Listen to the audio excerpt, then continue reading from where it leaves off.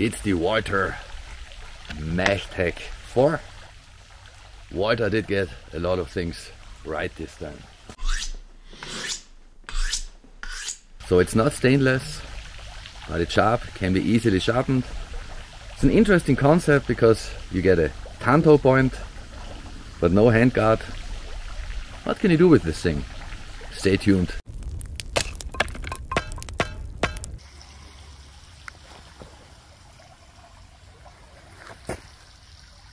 Hey, Woodrick here. It's the Walther MachTac. Pretty big knife, medium-sized machete. Walther recently switched to carbon steel, so it's not stainless, but it's very sharp out of the box. Working with this thing is fun. You get this Tanto point. The MachTac 4 comes with a Cordura sheet, and the sheet is not crap, which is more than you can say about a lot of sheath, even on more expensive knives. So you have these two retainers here with the buttons. This one is actually not necessary, so you can just put this thing here, no retention, and then the second strap around the handle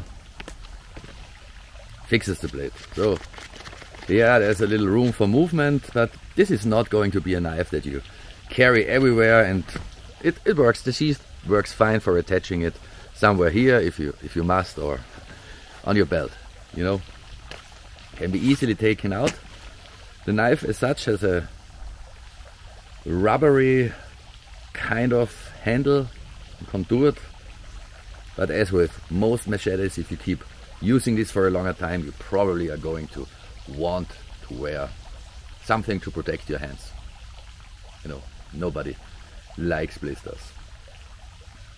There's a little curve to the edge, straight here. Thank you, Walther, for not destroying this beautiful spine with a useless saw or such things. Also, as you can see, no holes, no cutout, no zombie features. This is an actual machete, and I was quite surprised when I took it out of the package for the first time. The weight distribution, of course, is very atypical. You use the bushcraft knives, and so you can see here, that's the balance point. With a bushcraft knife, that's much closer to the handle. So as you take this, you can always feel the weight pulling down. And that's ultimately what qualifies machetes and kukris as well, for that matter, for slashing and hacking jobs. On the other hand though, this thing is not so heavy and you cannot use it as a knife. I mean, probably not the best option for cutting your bread for lunch or dinner or whatever, but you know, that would work. I think it's have to measure it, guess about 3.5 millimeters. Thick, sturdy spine. The Tanto shape adds additional strength to the blade, and yes, of course, it's a full tang. The tang is not visible here on the end because it's covered by the rubber, but it is a full tang. And I guess this being non-stainless carbon steel, you could use it, and I don't think it will easily break. I'm not going to put it between two rocks and stand on it, but it seems sturdy enough. This weight distribution and the immense cutting power, and I really have to stress that Walther did a much better factory sharpening job here than a lot of more expensive products do. I mean, I took this out of the box and it was easily able to cut, to slice through thin paper. You wouldn't expect that from a machete. And the cutting power is just wild. So this is Joe here is made of medium hard wood, and as you can see, slashing comes very easy, and this weight distribution does not make it necessary to put a lot of force behind the cut. Of course you can, and then it goes in even deeper. So if this was a cold steel video, I have to stick this into a big, but even sticking it into wood, as you can see, using a Tanto blade like that, you normally always want to have a finger protection, a hand protection here, so you don't slide your hand onto the edge. This one doesn't have it. I might add one, It's just so satisfying as a fighting knife. Quickest one, but it has this swordish Tanto feel to it. Immense cutting power. At this price, I'm repeating myself here, but good job, Walther. By the way, it's 1065 carbon steel. The last two digits, so the 65, that is the amount of carbon. So 1065 contains 0.65% carbon in the metal. So it's not rust proof, of course, but as you can see here, the whole machete is covered with a coating. I hacked and slashed a bit. I was not even able to give it the slightest scratch, but the value of these coatings, always see that. Sorry, Joe. Always see that in the long run. See what's happening here? I mean, quite easily cut a tree using this thing. And the point is, I'm not using a lot of force. Oh, hitting this with the front part of the blade, it goes in so deep even with little cuts. Okay. It's almost like a lady machete. When it comes to testing the sharpness of a knife, nothing like the good old piece of rope. See, I'm running out of rope here. The angle is far from ideal, but that does not keep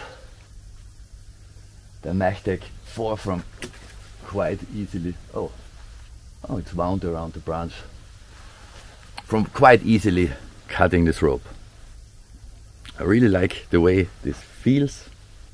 I mean, what's better than doing tedious garden chores and feeling like a samurai?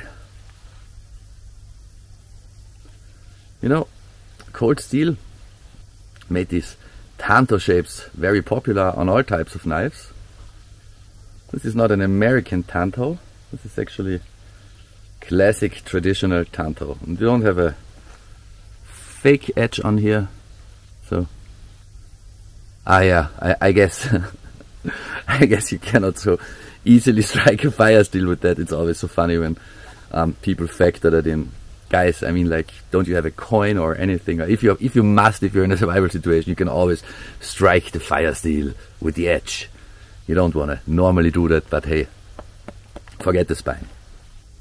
Also, I suggest you always keep one of these close to your body. If you do, they will also work in cold temperatures. Fire steels are overrated. They are like some kind of last resort, and such is the capability of knives, or of the backs of knives, I should rather say, to strike such a fire steel. So I have now attached the machete to my belt. So it's so long that it covers my knee. Oh, that's sort of, let me show you. So that would be the overall length. Not the most comfy knife to wear, but then again, which machete is? Take it out. There are always two questions: can it baton? Can it feather stick? But yeah, see what it can do. It can slice paracord easily. Yeah, of course, every knife can baton. That is very hard wood, so of course the weight distribution helps us with the chopping again. And as you do this, a lot of space to cut down. Goes in deep, or either this. It's easier if you use something to hit the blade, but I don't want to destroy the coating of the spine yet. Not so easy with a small axe. So yeah, it can baton. Can it feather stick? I mean, who gives? There are two things. See, it's really sharp. There are two things completely overrated in bushcrafting. It's fire steels and feather sticks. Just thin pieces of wood do the same tricks. But if you have to, yeah, of course you can feather stick it. Then again, just like every knife can baton at least once, every knife can feather stick. Depending on your skills, of course, it's easier with a thinner blade, but the point is, knife needs to be sharp, and you can easily feather stick even this hardwood. So that question once answered once and for all. I'm not going to feather stick in every video now. might do some batoning though.